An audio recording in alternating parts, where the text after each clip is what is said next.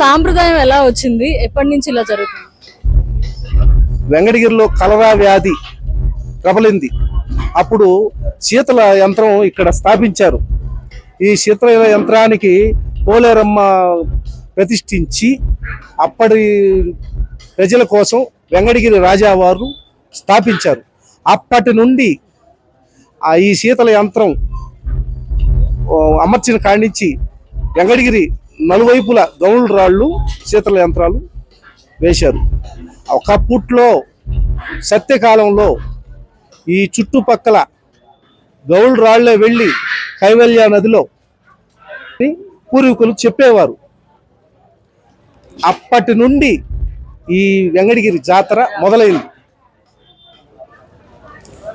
ఈ గాలి గంగలతో మొదలైన జాతర అమ్మవారి అత్తవారి నుండి ఇంటి వద్ద నుండి వచ్చి ఇక్కడ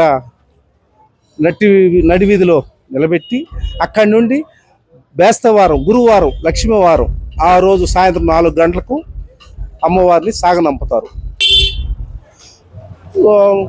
ఎన్ని గంటలకు బయలుదేరుతారా? సాయంత్రం 4 గంటల నుండి అమ్మవారి యాత్ర సాగిపోతుంది.